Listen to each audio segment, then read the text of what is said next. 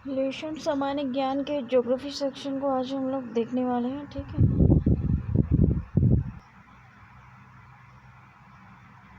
देखो ये बुध मरकरी है। ये सूर्य का सबसे नज़दीक का ग्रह है जो सूर्य के निकलने के 2 घंटा पहले दिखाई पड़ता है। ये सबसे छोटा ग्रह है जिसके पास कोई उपग्रह नहीं है। इसका सबसे विशिष्ट गुण यही है कि इसमें चुंबकीय क्षेत्र का होना है।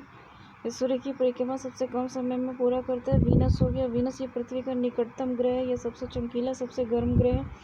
इसे साझा का तास, इसे मॉर्निंग और इवनिंग स्टार भी कहते हैं। अन्य ग्रहों के विपरीत एंटी क्लॉकवाइज डायरेक्शन में ये घूमता है। इसे पृथ्वी की का भगिनी ग्रह कहते हैं। ये घनत्व, आकार और व्यास में पृथ्वी के समान है। इसके पास कोई उपग्रह नहीं है। बृहस्पति है, जुपिटर ये सौरमंडल का सबसे बड़ा ग्रह है। इसे अपनी धुरी पर चक्कर लगाने में 10 घंटा और सूर्य की परिक्रमा करने में 12 वर्ष लगते हैं। इस उपग्रह की संख्या, इसमें इसको सैटेलाइट की संख्या 63 है। इसमें गनीमीड सबसे बड़ा उपग्रह, ये पीले रंग का ग्रह है। देखो मार्स हो गया, इसे लाल ग्रह कहा जाता है। इसका रंग लाल आयरन ऑक्साइड के कारण है। ये पृथ्वी के समान 2 ध्रुव हैं इसमें तथा इसका जो कक्षा तलीय 25 डिग्री अक्ष जो है वो 25 डिग्री के कोण पर झुका हुआ है, जिसके कारण ये पृथ्वी के समान ऋतु परिवर्तन होता है। इसके दिन का मान और अक्ष का झुकाव पृथ्वी के समान है। ये अपनी दूरी पर 24 घंटे के में एक बार पूरा चक्कर लगाता है।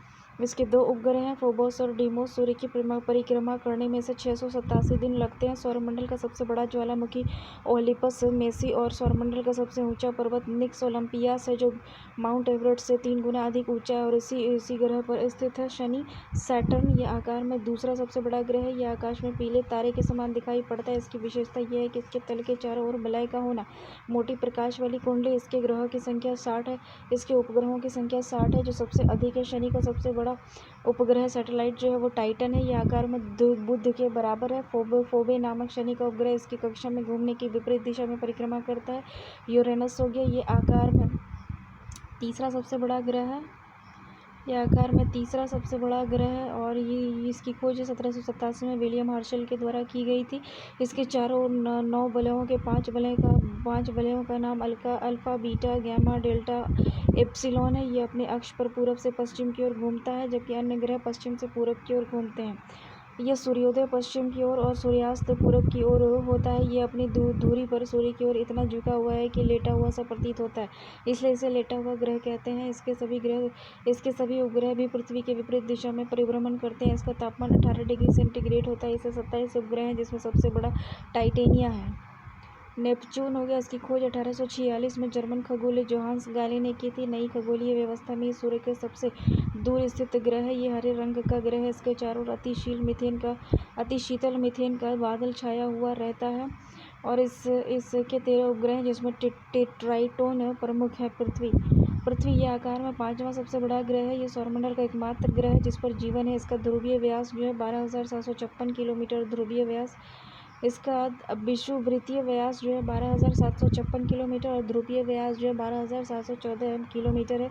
ये अपने अक्ष पर 23.5 डिग्री झुकी हुई है। ये अपने अक्ष पर पश्चिम से पूरब की ओर 1610 किलोमीटर प्रति घंटा की चाल से 23 घंटे 56 मिनट और 4 सेकंड में एक पूरा चक्कर लगाती है। पृथ्वी की इस गति को घूर्णन और दैनिक गति कहते हैं। इस गति से दिन और रात होते हैं। पृथ्वी को सूर्य की एक परिक्रमा पूरी करने में 365 दिन 5 घंटे 48 मिनट 46 सेकंड का समय लगता है। सूर्य के चतुर्दिक पृथ्वी के इस परिक्रमण को पृथ्वी की वार्षिक गति अथवा परिक्रमण कहते हैं। पृथ्वी को सूर्य की एक परिक्रमा करने में लगे समय को सौर वर्ष कहा जाता है। प्रत्येक सौर वर्ष कैलेंडर कार्य से लगभग 6 घंटा बढ़ जाता है, जिसे हर चौथे वर्ष में लीप वर्ष बनाकर समायोजित किया जाता है। लीप वर्ष 366 दिन का होता है, जिसके कारण फरवरी माह में 28 के स्थान पर 29 दिन होते हैं।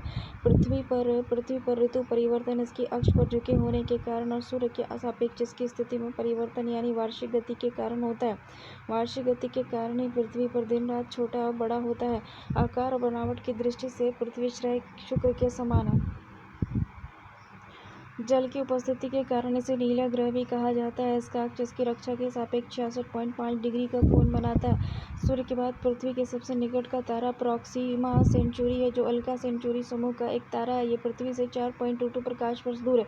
पृथ्वी का एकमात्र उपग्रह चंद्रमा है। 24 अगस्त 2006 को अंतर्राष्ट्रीय खगोल विज्ञानी संघ की प्राग चेक गणराज्य बैठक में खगोल विज्ञानियों ने प्लूटो को ग्रह होने का दर्जा खत्म कर दिया, क्योंकि इसकी कक्षा वृत्ताकार नहीं है और ये वरुण ग्रह की कक्षा से होकर चलता है। नई खगोलीय व्यवस्था में प्लूटो को बौने ग्रह की श्रेणी में रखा गया है। मून चांद की सतह और उसकी आंतरिक स्थिति का अध्ययन करने वाला विज्ञान सेलेनोलॉजी कहलाता है। इस पर धूल और मैदान को शांति सागर कहते हैं। इसमें धूल के मैदान को शांति सागर कहते हैं। ये चंद्रमा का पिछला भाग है जो अंधकार में होता है। चंद्रमा का उच्चतम पर्वत लीबनिट्रज पर्वत है जो 35,000 फुट ऊंचा है। ये चंद्रमा के दक्षिणी ध्रुव पर स्थित है। चंद्रमा को जीवाश्म ग्रह भी कहा जाता है। चंद्रमा पृथ्वी की एक परिक्रमा लगभग 27 दिन 8 घंटे में पूरा करता है और इतने ही समय में अपने अक्ष पर एक घूर्णन करता है। यही कारण है कि चंद्रमा का सदैव एक ही भाग दिखाई पड़ता है। पृथ्वी से चंद्रमा का 57% भाग देख सकते हैं। चंद्रमा का अक्ष तल पृथ्वी के अक्ष से 58.48 का अक्ष कोण बनाता है। चंद्रमा पृथ्वी के अक्ष के लगभग समानांतर है। चंद्रमा का व्यास 3480 किलोमीटर और द्रव्यमान पृथ्वी के द्रव्यमान का 1/8 है। पृथ्वी के समान इसका परिक्रमण पथ भी दीर्घवृत्ताकार है। सूर्य के संदर्भ में चंद्रमा की परिक्रमा की अवधि 29.53 दिन है, यानी 29 दिन 12 घंटे 44 मिनट और 2.8 सेकंड होती है। इस समय को एक चंद्रमा एक साइनोडिस मास कहते हैं। नक्षत्र समय के दृष्टिकोण से चंद्रमा लगभग 27.5 दिन और 27 दिन और उसी स्थिति में होता है। 27.5 दिन की अवधि एक नक्षत्र मास कहलाती है। ज्वार उठने के लिए अपेक्षित सौर एवं चंद्रमा की शक्ति का अनुपात 11:5 है। अपोलो के अंतरिक्ष यात्रियों द्वारा लाए गए चट्टानों से पता चला है कि चंद्रमा भी उतना ही पुराना है जितना पृथ्वी है, लगभग 460 करोड़ वर्ष। इसकी चट्टानों में टाइटेनियम की मात्रा अत्यधिक मात्रा में पाई जाती है। बौने ग्रह को देखो, यम प्लूटो हो गया। इसकी खोज 1930 में क्लाड टाम्बो ने की थी। अगस्त 2006 में IAU की प्रांग सम्मेलन में ये ग्रह कहलाते हैं कि मापदंड पर खरे नहीं उतरने के कारण यम को ग्रह की श्रेणी से अलग कर दिया गया, ग्रह की श्रेणी में रखा गया है। यम को ग्रह की श्रेणी से निकाले जाने का कारण है आकार में चंद्रमा से छोटा होना, इसकी खोज का वृत्ताकार, इसकी कक्षा का वृत्ताकार न होना, वरुण की कक्षा को काटना। IAU ने इसका नया नाम 134340 रखा है। सेरस हो गया। इसकी खोज इटली के खगोल शास्त्री पियाजी ने किया था। IAU की नई परिभाषा के अनुसार इसे बौने ग्रह की श्रेणी में रखा गया, जहां इसकी संख्या 1 से जाना जाता है। इसका व्यास बुध के व्यास का 1/5 भाग है। अन्य बौने ग्रह चेरोन 2003, UV 313, इरस सौर मंडल लघु सौर मंडलीय पिंड है जैसे एस्टेरॉइड्स। मंगल और बृहस्पति ग्रह की कक्षाओं के बीच कुछ छोटे छोटे आकाशीय पिंड हैं जो सूर्य की परिक्रमा कर रहे हैं, उसे क्षुद्र ग्रह कहते हैं। खगोल शास्त्रियों के अनुसार ग्रहों के विस्फोट के फलस्वरूप टूटे टुकड़ों से वृक्ष का यह निर्माण हुआ है। ये क्षुद्र ग्रह पृथ्वी से टकराता है तो पृथ्वी से पृष्ठ पर विशाल गर्त बनाता है। महाराष्ट्र में लोनार झील ऐसा ही एक गर्त है। फोरबेस्टा एकमात्र शुद्ध ग्रह है जिसे नंगी आंखों से देखा जा सकता है। धूमकेतु कॉमेट सौरमंडल के छोर पर बहुत से छोटे छोटे अरबों पिंड सामने विद्यमान है जो धूमकेतु और पुंजल तारे कहलाते हैं। ये गैस और धूल का संग्रह है जो आकाश में लंबी चमकदार पुंज सहित प्रकाश के चमकीले गोले के रूप में दिखाई देता है। धूमकेतु केवल तभी दिखाई पड़ता है जब यह सूर्य की ओर अग्रसर होता है, क्योंकि सूर्य की किरणें इसकी गैस को चमकीला बना देती है। धूमकेतु की पूंछ हमेशा सूर्य से दूर होती दिखाई देती है। हेले नामक धूमकेतु का परिक्रमण काल 76 वर्ष है। यह अंतिम बार 1986 में दिखा था और अगली बार ये 2062 में दिखाई देगा। हेले धूमकेतु हमेशा के लिए टिकाऊ नहीं होता, फिर भी प्रत्येक धूमकेतु के लौटने का समय निश्चित है। मेटिरस उल्कापिंड उल्काएं प्रकाश की चमकीली धारी के रूप में देखे हैं तो आकाश में क्षण भर के लिए चमकती और लुप्त हो जाती है। उल्का क्षुद्र ग्रहों के टुकड़े और धूमकेतुओं के द्वारा पीछे छोड़े गए धूल के कण होते हैं। बुध का हो गया। पृथ्वी और उसका सौर संबंध क्या है? सर्कल ऑफ इल्यूमिनेशन प्रकाश चक्र वैसी काल्पनिक रेखा है जो पृथ्वी के प्रकाशित और अप्रकाशित भाग को बांटती है। पृथ्वी के परिभ्रमण की दिशा पश्चिम से पूरब है। जिस कक्षा में पृथ्वी सूर्य की परिक्रमा करती है वह दीर्घवृत्तीय है, अतः 3 जनवरी को सूर्य और पृथ्वी के बीच की दूरी अपेक्षाकृत कम हो जाती है, जिसे पेरिहेलियन की स्थिति कहते हैं।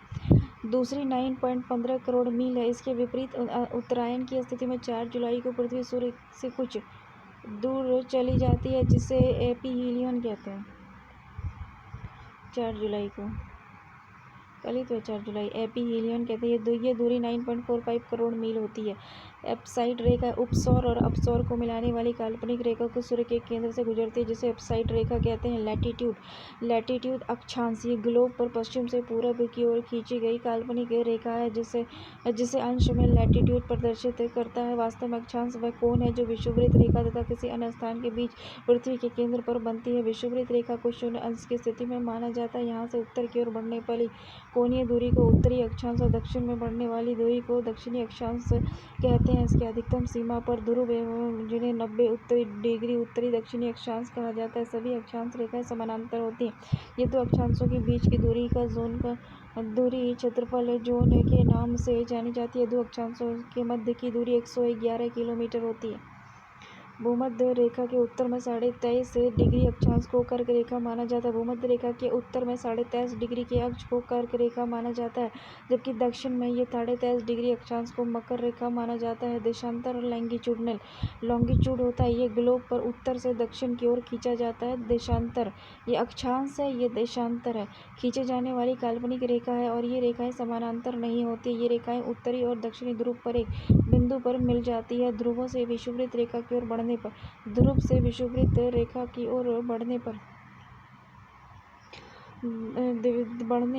देशांतरों के बीच की दूरी बढ़ती जाती है तथा विषुववृत्त रेखा पर इसके बीच की दूरी अधिकतम 111.32 किलोमीटर होती है।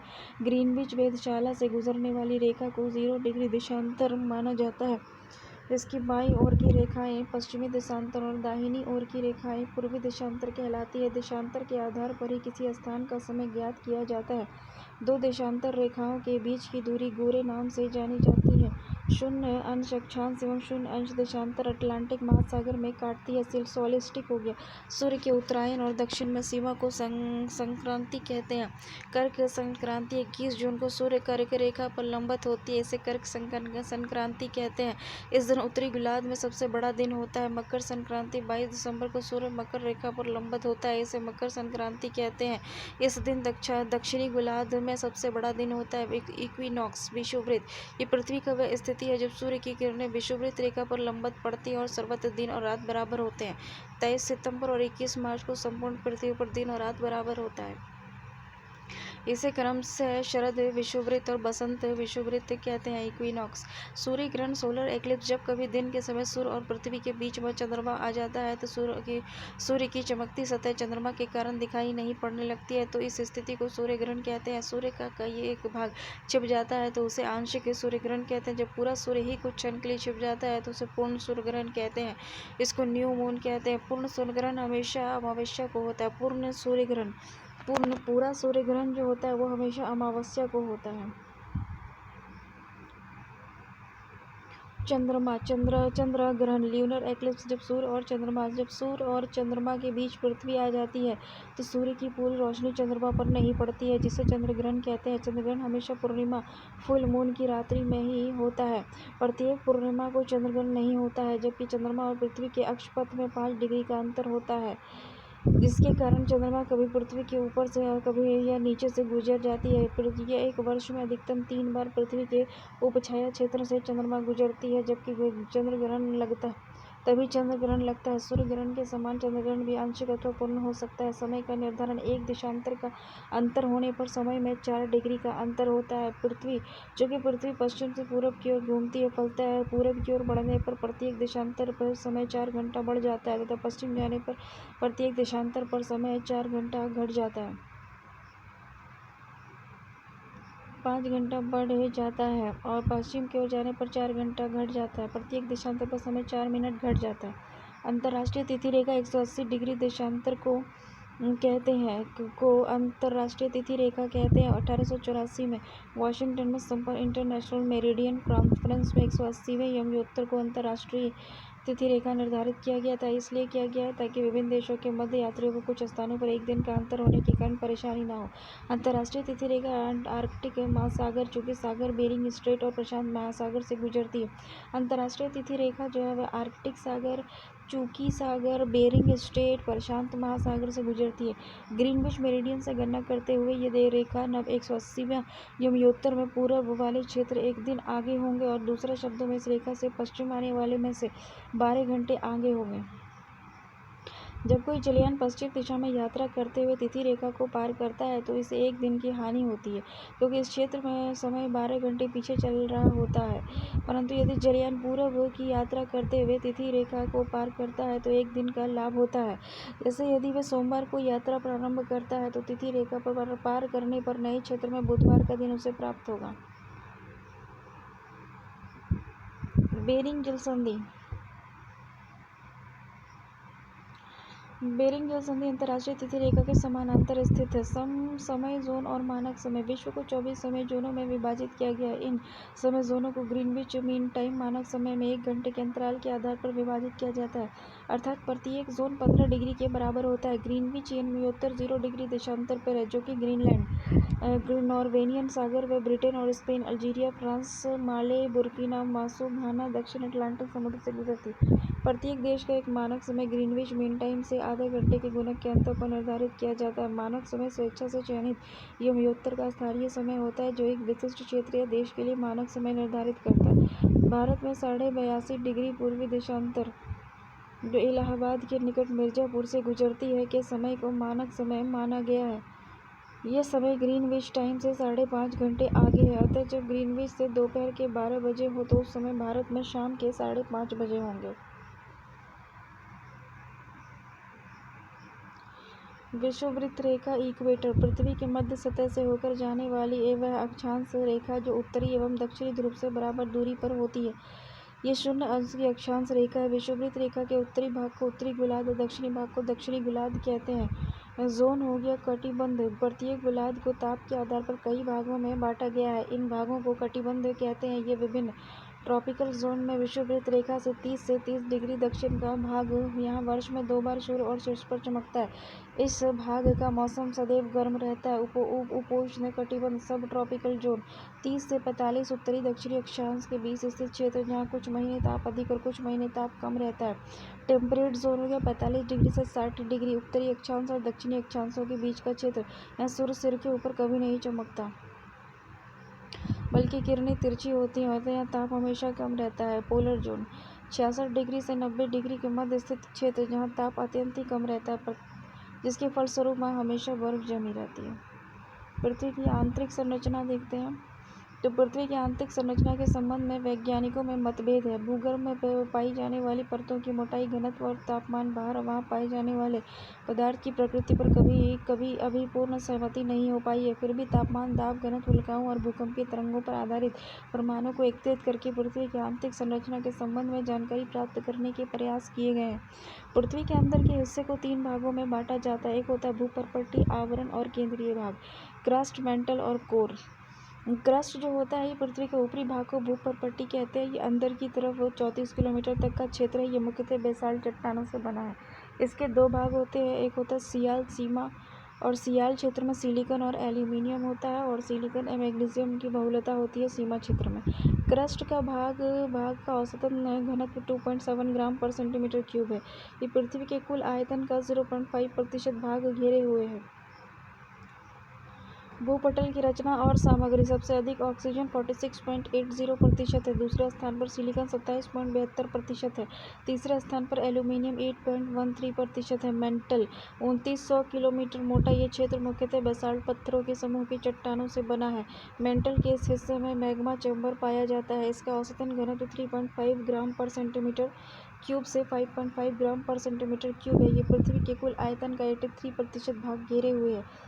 कोनराइड असंबद्धता ऊपरी क्रस्ट एवं निचले क्रस्ट के बीच के सीमा क्षेत्र को कोनराड असंबद्धता कहते हैं।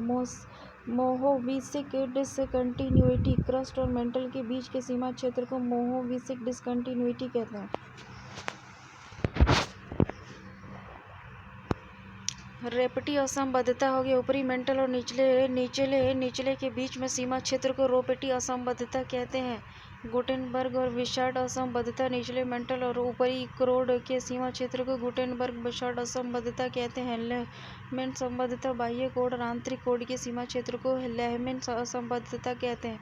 केंद्रीय भाग हो गया पृथ्वी के केंद्र के क्षेत्र को केंद्रीय भाग कहते हैं। ये क्षेत्र निकेल और फेरस का बना है। इसका औसतन घनत्व 13 ग्राम पर सेंटीमीटर क्यूब है। पृथ्वी का केंद्रीय भाग संभवतः द्रव अथवा प्लास्टिक अवस्था में है। ये पृथ्वी का कुल आयतन का 16% भाग घेरे हुए है। पृथ्वी का औसत घनत्व 5.5 ग्राम पर सेंटीमीटर क्यूब है और औसतन त्रिज्या लगभग 6370 किलोमीटर। पृथ्वी के नीचे जाने पर प्रति 32 मीटर की गहराई पर तापमान 1 डिग्री सेंटीग्रेड बढ़ता जाता है। पृथ्वी के स्थलीय क्षेत्र पर सबसे नीचा क्षेत्र जॉर्डन में मृत सागर के आसपास का क्षेत्र है। ये क्षेत्र समुद्र तल से औसतन 400 मीटर नीचा है। सबसे पहले पाइथागोरस ने बताया कि पृथ्वी गोल है और ये आकाश में स्वतंत्र रूप से लटकी हुई है।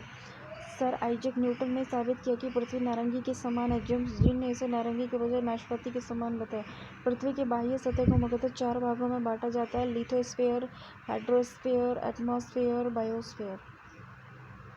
तो पृथ्वी का संपूर्ण बाह्य परत जिस पर महाद्वीप महासागर स्थित है स्थल मंडल कहलाती है। पृथ्वी के कुल 29% भाग पर स्थल है और 71% भाग पर जल है। पृथ्वी के उत्तरी गोलार्ध का 61% और दक्षिण का गोलार्ध का 81% क्षेत्रफल में जल का साम्राज्य है। पृथ्वी पर अधिकतम ऊंचाई माउंट एवरेस्ट की तथा अधिकतम गहराई मेरियाना ग्रंथ की है। इस प्रकार पृथ्वी की अधिकतम ऊंचाई और अधिकतम गहराई में लगभग 20 किलोमीटर का अंतर है।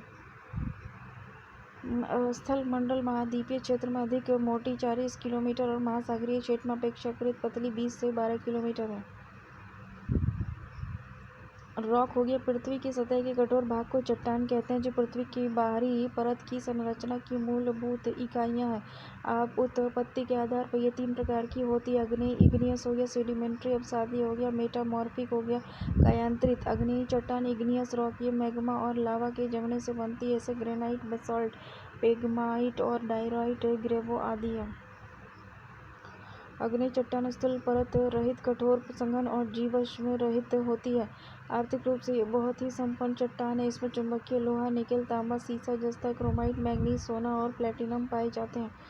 बेसाल्ट के लोहे की मात्रा सर्वाधिक होती है। इस चट्टान के क्षरण से काली मिट्टी का निर्माण होता है। पेगमाटाइट कोडरमा में पाया जाने वाला अभ्रक इन्हीं शैलों में मिलता है। आग्नेय चट्टानी पिंड इग्नियस रॉक बॉडीज होता है। मैग्मा के ठंडा होकर ठोस रूप धारण करने से विभिन्न प्रकार के आग्नेय चट्टान पिंड बनते हैं। इसका नामकरण उनके आकार, रूप, स्थिति, आसपास पाई जाने वाली चट्टानों के आधार पर किया जाता है। अधिकांश चट्टानी पिंड अंतर्वेदी आग्नेय चट्टानों से बनते हैं। बैथोलिथिक ये सबसे बड़ा आग्नेय चट्टान पिंड है जो अंतर्वेदी चट्टानों से बनता है। वास्तव में ये एक पातलीय पिंड है। ये एक बड़े गुंबद के आकार का होता है जिसके किनारे खड़े होते हैं। इसका उत्तरी ताल विषम होता है।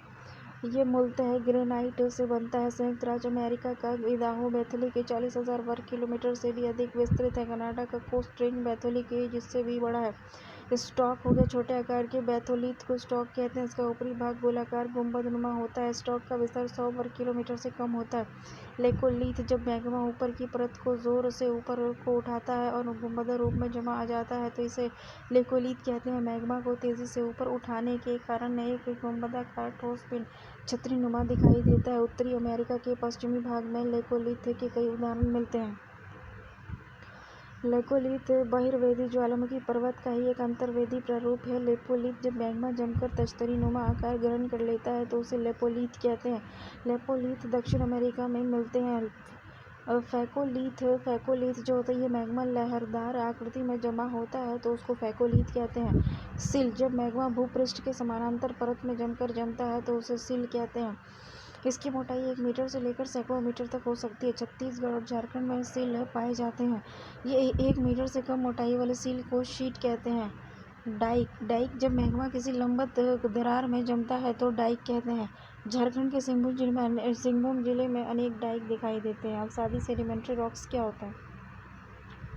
देखो, अवसादी चट्टान जो होता है प्रकृति के कारकों द्वारा निर्मित छोटी छोटी चट्टान किसी स्थान पर जमा हो जाती है तो बाद में काल में दबाव था और रासायनिक प्रतिक्रिया या अन्य कारकों के द्वारा परत जैसी ठोस और निर्मित हो जाती है, तो इन्हें ही अवसादी चट्टान कैसे हैं, जैसे कि बलुआ पत्थर, चूना पत्थर, स्लेट, कॉन्ग्लोमेरेट, नमक की चट्टान एवं शैलखरी आदि। अवसादी चट्टानें परतदार होती हैं। इनमें वनस्पति और जीव जंतु का जीवाश्म पाया जाता है। इन चट्टानों में लौह, यस्क, फॉस्फेट, कोयला, सीमेंट बनाने की चट्टान पाई जाती है। खनिज तेल अवसादी चट्टान में पाया जाता है। अप्रवेश चट्टानों की दो परतों के बीच यदि प्रवेश शैल की परत आ जाए तो खनिज तेल के लिए अनुकूल स्थिति पैदा हो जाती है। दामोदर हो गया, महानदी हो गया, गोदावरी नदी हो गया, बेसिन की अवसादी चट्टानों में कोयला पाया जाता है। आगरा का किला, दिल्ली का लाल किला बलुआ पत्थर नामक अवसादी चट्टान का बना है। कायांतरित चट्टान हो गया, ताप, दाब, रासायनिक क्रियाओं के कारण अग्नि और अवसादी चट्टानों से कायांतरित चट्टान का निर्माण होता है। लूसेंट सामान्य ज्ञान अगर देखो इसमें क्या है, ग्रेनाइट निस, ग्रेनाइट से निस बनता है। साइनाइट जो है, साइनाइट नीस, ग्रेवो से सर्पेंटाइन, बेसाल्ट से सिस्ट, बिटुमिनस कोयला, ग्रेफाइट, सपिंड सिस्ट, बलुआ पत्थर, क्वार्टजाइट, शेल, स्लेट, चूना पत्थर, संगमरमर, लिग्नाइट कोयला, एंथ्रासाइट कोयला, स्लेट, फाइलाइट सिस्ट। देखो ज्वालामुखी भूपटल पर एक प्राकृतिक छेद या दरार है, ठीक है ना, जिससे होकर पृथ्वी का पिघला पदार्थ लावा, राख, भाप, अन्य गैसें बाहर निकलती है। बाहर हवा में उड़ा हुआ लावा शीघ्र ही ठंडा होकर छोटे ठोस टुकड़ों में बदल जाता है, जैसा सिलेंडर कहते हैं। उद्गार में निकलने वाली गैसों में वाष्पन का प्रतिशत सर्वाधिक होता है। उद्गार अवधि के अनुसार ज्वालामुखी 3 प्रकार की होती है: सक्रिय ज्वालामुखी, प्रसुत ज्वालामुखी और मृत और शांत ज्वालामुखी। एक्टिव वोल्केनो में क्या होता है, इसमें अक्सर उद्गार होता है। वर्तमान समय में विश्व में सक्रिय ज्वालामुखी की संख्या 500 है।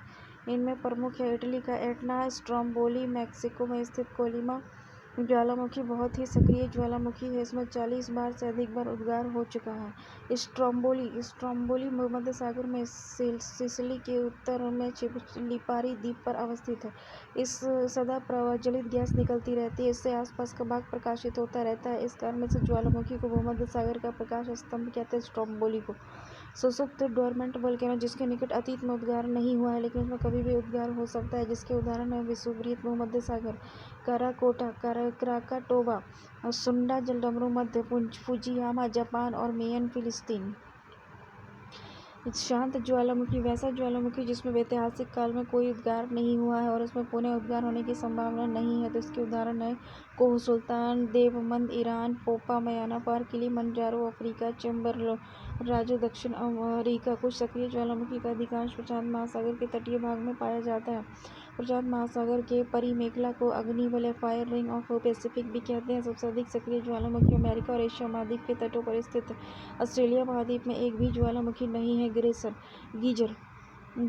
गेसर बहुत से ज्वालामुखी क्षेत्रों में उद्गार के समय दरारें और सुराख से होकर जल और वाष्प कुछ अधिक ऊंचाई तक निकलने लगते हैं। इसे ही गीजर कहते हैं, जैसे ओल्ड फेथफुल गीजर, ये यूएसए के येलोस्टोन पार्क में है, जिसमें प्रत्येक मिनट उद्गार होता रहता है। विश्व का सबसे ऊंचा ज्वालामुखी पर्वत कोटोपैक्सी इक्वाडोर में है। इसकी ऊंचाई 19,613 फीट है। विश्व की सबसे ऊंचाई पर स्थित सक्रिय ज्वालामुखी ओजस डेल सलाडो है। एंडीज पर्वतमाला में अर्जेंटीना चिली देश की सीमा पर स्थित है। विश्व का सबसे ऊंचाई पर स्थित शांत ज्वालामुखी एकांकागुआ है, एंडीज पर्वत पर ही स्थित है, जिसकी ऊंचाई 6,960 मीटर है। भूकंप भूगर्भ शास्त्र की विशेष शाखा है जिसमें भूकंप का अध्ययन किया जाता है, सिस्मोलॉजी कहलाता है। अर्थक्वेक की तीव्रता की माप रिक्टर पैमाने पर की जाती है। भूकंप की तीव्रता मापने वाले रिक्टर स्केल का विकास अमेरिकी वैज्ञानिक चार्ल्स रिक्टर के द्वारा 1935 में किया गया था। इस स्केल पर 2-3 की तीव्रता का अर्थ हल्का भूकंप होता है, जबकि 6 की तीव्रता का अर्थ शक्तिशाली भूकंप होता है। भूकंप में 3 तरह के कंपन होते हैं, एक प्राइमरी, सेकेंडरी और एल वेव होता है। प्राइमरी वेव में क्या होता है, ये तरंग पृथ्वी के अंदर प्रत्येक माध्यम से होकर गुजरती है। इसकी औसतन वेग 8 किलोमीटर प्रति सेकंड होती है। ये गति सभी तरंगों से अधिक होती है, जिससे ये तरंगें किसी भी स्थान पर सबसे पहले पहुंचती है। सेकेंडरी वेव होती है, इसे अनुप्रस्थ तरंग भी कहते हैं। ये तरंग केवल ठोस माध्यम से होकर गुजरती है। इसकी औसतन वेग जो है 4 किलोमीटर प्रति सेकंड है। तरंग एल है। इन्हें धरातल और लंबी तरंगों के नाम से पुकारा जाता है। इस तरंगों की खोज HD लव ने किया था। इन्हें कई बार लव वेव के नाम से भी पुकारा जाता है। इसका अन्य नाम आर वेव्स भी है, रे लाइट वेव्स भी है। ये तरंगें मुख्यतः धरातल तक ही सीमित रहती हैं। ये ठोस, तरल, गैस तीनों माध्यमों से होकर गुजरती हैं और इसकी 1.5 से 3 किलोमीटर प्रति सेकंड है। भूकंपीय तरंगों को सिस्मोग्राफ नामक यंत्र द्वारा रेखांकित किया जाता है। इसके व्यवहार के संबंध में निम्नलिखित तथ्य निकलते हैं। सभी भूकंपीय तरंगों का वेग अधिक घनत्व वाले पदार्थों में से होकर गुजरने पर बढ़ जाता है तथा कम घनत्व वाले पदार्थों में से गुजरने पर घट जाता है। केवल प्राथमिक तरंगें ही पृथ्वी के तरंगीय भाग से गुजरती हैं। केवल प्राथमिक तरंगें ही पृथ्वी के केंद्रीय भाग से होकर गुजरती है, परंतु वहां पर इसका वेग कम हो जाता है। गौण तरंगें द्रव पदार्थ से नहीं गुजर सकती हैं। एल तरंगें केवल धरातल के पास ही चलती हैं। विभिन्न माध्यमों से गुजरते समय ये तरंगें परावर्तित और अपवर्तित होती हैं। केंद्र भूकंप के उद्गम स्थान को उसका केंद्र कहते हैं। भूकंप के केंद्र के निकट पीएस और एल तीनों प्रकार की तरंगें पहुंचती हैं। पृथ्वी के भीतरी भागों में ये तरंगें अपना मार्ग बदलकर भीतर की ओर अवतल मार्ग पर यात्रा करती है। भूकंप केंद्र से धरातल के साथ 11,000 किलोमीटर की दूरी तक पीएस तरंगें पहुंचती हैं। केंद्रीय भाग पर पहुंचने पर एस तरंगें लुप्त हो जाती हैं और पी तरंगें अपवर्तित हो जाती हैं। इसी कारण भूकंप के केंद्र में 11,000 किलोमीटर के बाद लगभग 5,000 किलोमीटर तक कोई भी तरंग नहीं पहुंचती। इस क्षेत्र को शैडो जोन कहा जाता है। एपिसेंट्रिक भूकंप के केंद्र के ठीक ऊपर पृथ्वी की सतह पर स्थित बिंदु को भूकंप का अधिकेंद्र कहते हैं। अंतःसागरीय भूकंपों के द्वारा उत्पन्न लहरों को जापान में सुनामी कहा जाता है। विभिन्न स्थलाकृति के निर्माण के आधार पर स्थलाकृतियाँ 3 प्रकार की होती हैं: पर्वत, पठार और मैदान। उत्पत्ति के अनुसार पर्वत 4 तरह के होते हैं। एक ब्लॉक माउंटेन होते हैं। तो ब्लॉक माउंटेन जो होते हैं, जब चट्टानों में स्थित भ्रंश के कारण मध्य भाग नीचे धंस जाता है तथा अलग अलग अगल बगल के भाग ऊंचे उठे प्रतीत होते हैं तो उसे ब्लॉक पर्वत कहते हैं। बीच में धंसे भाग को रिफ्ट घाटी कहते हैं।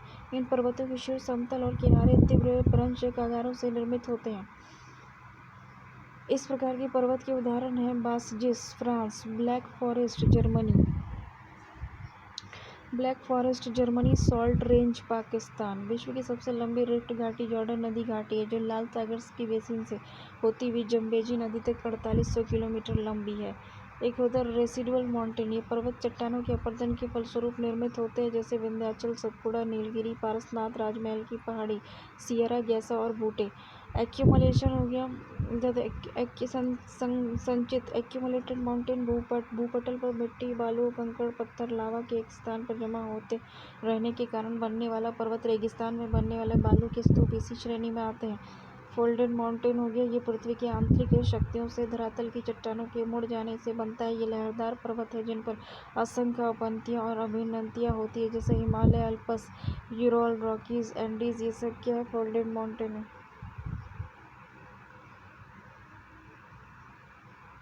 भूसंतति का विकास कोबर, तापीय संकुचन सिद्धांत जेफरी, महाद्वीपीय फिसलन सिद्धांत डेली, महाद्वीपीय विस्थापन सिद्धांत वेगनर, संवहन तरंग सिद्धांत होम्स, रेडियोएक्टिव सिद्धांत जोली, प्लेट विवर्तनिक सिद्धांत हैरी, कैसी, मैकेजी, परकर, मॉर्गन। वलित पर्वत के निर्माण का आधुनिक सिद्धांत प्लेट टेक्टोनिक की कल्पना पर आधारित है। जहाँ आज हिमालय पर्वत खड़ा है, वहाँ किसी समय में थेतिस सागर नामक विशाल भू अवंती अथवा भूद्रोणी थी। दक्षिण पठार के उत्तर की ओर विस्थापन के कारण थेतिस सागर में बल पड़ गए और वह ऊपर उठ गया, जिससे संसार का सबसे ऊंचा पर्वत हिमालय का निर्माण हुआ। भारत का अरावली विश्व पर्वत के सबसे पुराने वलित पर्वतों में गिना जाता है। इसकी सबसे ऊंची चोटी माउंट अबू के निकट गुरु शिखर है। इसकी समुद्र तल से ऊंचाई 1722 मीटर है। कुछ विद्वान अरावली पर्वत को अवशिष्ट पर्वत का उदाहरण मानते हैं। पठार प्लेट्यू धरातल का विशिष्ट स्थल रूप जो अपने आसपास के स्थल से पर्याप्त ऊंचा होता है तथा शीर्ष भाग चौड़ा और सपाट होता है। सामान्यतः पठार की ऊंचाई 300 से 500 फीट होती है। कुछ अधिक ऊंचाई वाला पठार है तिब्बत का पठार 16,000 फीट, बोलीविया का पठार 12,000 फीट, कोलंबिया का पठार है 7,800 फीट। पठार निम्न प्रकार के होते हैं: अंतर पर्वतीय पठार, पर्वतमालाओं के बीच बने पठार। पर्वतमालाओं के बीच बटे पठारों में पर्वतमालाओं के बीच बने पठार, पर्वत पदीय पठार, पर्वत तल और मैदान के बीच उठे समतल भाग, महाद्वीपीय पठार। जब पृथ्वी के भीतर जमा लैकोलिथ भूपृष्ठ के अपरदन के कारण सतह पर उभर जाते हैं, तब ऐसे पठार बनते हैं, जैसे दक्षिण का पठार हो गया। तटीय पठार समुद्र के तटीय भाग में स्थित पठार होता है। गुंबदाकार पठार चलन क्रिया के फलस्वरूप निर्मित पठार, जैसे रामगढ़ है गुंबद। प्लेन हो गया, 500 फीट से कम ऊंचाई वाले भूपृष्ठ के समतल भाग को मैदान कहते हैं। मैदान अनेक प्रकार के होते हैं। अपरदनात्मक मैदान नदी, हिमानी पर्वत जैसी शक्तियों के अपरदन से इस प्रकार के मैदान बनते हैं जो निम्न हैं: लोएस का मैदान हवा द्वारा उड़ाकर लाई गई मिट्टी और बालू के कणों से निर्मित होता है। कास्ट मैदान चूने पत्थर की चट्टानों के घुलने से निर्मित होता है। समप्राय मैदान समुद्र तल के निकट स्थित मैदान जिनका कार्य नदियों के अपरदन के फलस्वरूप होता है। ग्लेशियल मैदान हिम के जमाव के कारण निर्मित दलदली मैदान जहाँ केवल वन ही पाए जाते हैं। रेगिस्तानी मैदान हो गया, वर्षा के कारण बनी नदी के बहने के फलस्वरूप इसका निर्माण होता है। निक्षेपात्मक मैदान नदी निक्षेप द्वारा बड़े बड़े मैदान का निर्माण होता है। इसमें गंगा, सतलज, मिसिसिपी, होंगहो के मैदान प्रमुख हैं। इस प्रकार के मैदानों में जलोढ़ का मैदान, डेल्टा का मैदान प्रमुख है। भिन्न भिन्न कारकों द्वारा निर्मित स्थलाकृति, भूमिगत जल द्वारा निर्मित स्थलाकृति, उत्सुक कुआं, आर्टिजन वेल हो गया, गीजर, स्टैलेक्टाइट हो गया, स्टैलेग्माइट हो गया, लैपी जो कि सर्वाधिक उत्सुक कुआं ऑस्ट्रेलिया में पाया जाता है। सागरीय जल द्वारा निर्मित स्थलाकृति कौन कौन सी है? सर्प, बेलाचली, तंगारिका, पुलिन, हुक, लूप और ट्रोम्बोली। हिमनद द्वारा निर्मित स्थलाकृति होती है सर्क, टॉर्न, ऑरिट, हॉर्न, नूनकट, फियोर्ड, इमलिन, केम। पवन द्वारा निर्मित स्थलाकृति होती है जियोगेन, यॉर्गन, इंसेलबर्ग, छत्रक, प्लैया, लैगून, बरखान, एलोएस। समुद्री तरंग द्वारा निर्मित स्थलाकृति समुद्री भृगु, भृजिहा, लैगून, झील, रिया तट, भारत का पश्चिम तट, स्टैक और डैल्मेशियन, यूगोस्लाविया का तट, फॉरेस्ट। वन निम्न प्रकार के होते हैं: उष्णकटिबंधीय सदाबहार वन, ट्रॉपिकल एवरग्रीन फॉरेस्ट। इस प्रकार का वन विषुववृत्त रेखीय प्रदेश और उष्णकटिबंधीय प्रदेशों में पाया जाता है जहाँ 200 सेंटीमीटर से अधिक वर्षा होती है। ट्रॉपिकल एवरग्रीन फॉरेस्ट या पेड़ों की पत्तियां चौड़ी होती हैं। एक होता है ट्रॉपिकल सेमी डेसिडुअस फॉरेस्ट, होता है जो 150 सेंटीमीटर से कम वर्षा प्राप्त करने वाला वन है।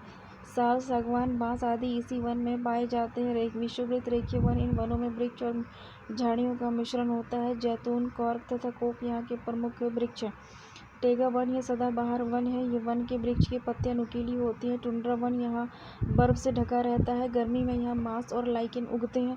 पर्वतीय वन यहाँ की चौड़ी पत्ती वाले शंकुधारी वृक्ष पाए जाते हैं। मैं घास के मैदान, घास भूमियों को दो वर्गों में विभाजित किया गया है। उष्णकटिबंधीय घास भूमि, इसे अलग अलग देशों में अलग अलग नाम से जाना जाता है, जैसे savanna Africa, campos Brazil, llanos Venezuela. शीतोष्णकटिबंधीय घास भूमि जिसमें निम्न नाम से जाना जाता है प्रेयरीज, संयुक्त राज्य अमेरिका में प्रेयरीज है। शीतोष्णकटिबंधीय घास भूमि हो गया प्रेयरीज हो गया संयुक्त राज्य अमेरिका में, कनाडा में पेम्पास, अर्जेंटीना में बिल्डा, दक्षिण अफ्रीका में डाउन, ऑस्ट्रेलिया में स्टेपी, ऑस्ट्रेलिया, एशिया, यूक्रेन, रूस, चीन, मंचूरिया आदि में स्टेपी होता है। देखो महाद्वीप, ठीक है ना। पृथ्वी पर भूभाग की सबसे बड़ी इकाई को महाद्वीप कहते हैं। संपूर्ण पृथ्वी का स्थल क्षेत्र 7 महाद्वीपों में बटा है। एक 8वां महाद्वीप भी जीलैंडिया बन गया है। Asia 2, Europe 3, America 3, Asia 1, Europe 2, उत्तरी अमेरिका 3, दक्षिणी अमेरिका 4, अफ्रीका 5, ऑस्ट्रेलिया 6 और 7 अंटार्कटिका। एशिया शब्द की उत्पत्ति हिब्रू भाषा के आंसू से हुई है, जिसका शाब्दिक अर्थ होता है हिब्रू, सूर्य से है एशिया। यह संसार का सबसे बड़ा महाद्वीप है। संपूर्ण विश्व का 30%, यहाँ विश्व की लगभग 60% जनसंख्या निवास करती है। एशिया में विश्व का सबसे ऊंचा पर्वत शिखर हिमालय पर्वत श्रेणी का माउंट एवरेस्ट है, जो नेपाल में स्थित है। यहाँ से सागर माथा के नाम से जानते हैं। विश्व का सर्वाधिक विस्तृत पठार है तिब्बत का पठार है, जो मध्य एशिया में 2 लाख वर्ग किलोमीटर क्षेत्र में फैला है। एशिया में विश्व का सबसे ऊंचा पठार पामीर है, जिसकी ऊंचाई 4875 मीटर है। इसी के कारण पामीर को विश्व का शतरूप ऑफ द वर्ल्ड कहते हैं। एशिया के विश्व की सर्वाधिक जनसंख्या वाला देश चीन है। एशिया में क्षेत्रफल की दृष्टि से सबसे बड़ा देश चीन और सबसे छोटा देश मालदीव है। एशिया में विश्व का सर्वाधिक जनसंख्या घनत्व वाला देश सिंगापुर है। और एशिया में सबसे लंबी नदी यांगसी तथा अधिकतम गहराई वाला मृत सागर 997 मीटर का है। एशिया में फिलीपींस द्वीप समूह के पास विश्व का सबसे गहरा सागरीय गर्त प्रशांत महासागर है।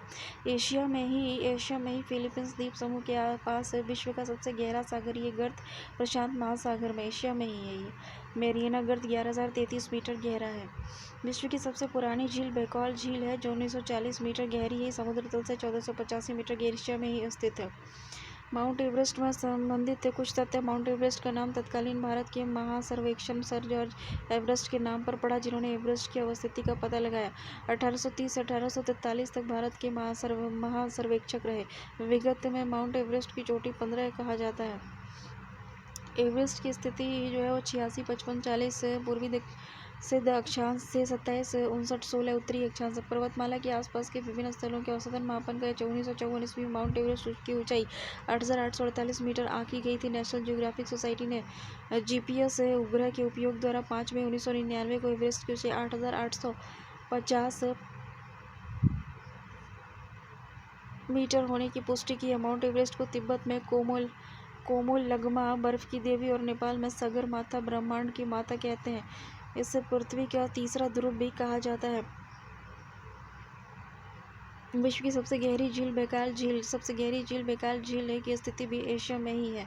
विश्व की सबसे बड़ी झील कैस्पियन सागर के क्षेत्र में विस्तृत एशिया महादेश में ही स्थित है। एशिया में विश्व की सबसे अधिक ऊंचाई पर स्थित खारे पानी की झील पेंगोंग झील है यार। एशिया में विश्व की सबसे अधिक ऊंचाई पर स्थित खारे पानी की झील को पेंगोंग झील कहते हैं, जो लद्दाख और तिब्बत में है। पेंगोंग झील ठीक है। एशिया महाद्वीप का विश्व का सर्वाधिक वर्षा वाला क्षेत्र मौसिनराम मेघालय भारत में है।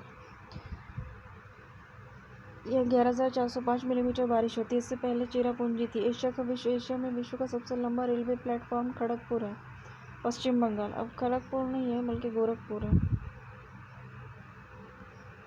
खड़गपुर है। इसकी लंबाई 1072 मीटर है। एशिया महाद्वीप में से चीन विश्व का सर्वाधिक मछली पकड़ने वाला देश है। विश्व का सर्वाधिक समाचार पत्र पढ़ने वाला देश हांगकांग चाइना है। विश्व का सर्वाधिक समाचार पत्र पढ़ने वाला देश हांगकांग है। विश्व का सर्वाधिक डाकघर वाला देश भारत है। प्रशांत महासागर में गिरने वाली एशिया की प्रमुख नदी होंगहो, आमूर, सिकियांग और सिकियांग। आर्कटिक महासागर में गिरने वाली एशिया की प्रमुख नदियां हैं लीना, ओबे और येंसी। एडमंड हिलेरी और तेनजिंग नोर्गे 1953 में माउंट एवरेस्ट की चोटी पर पहुंचे।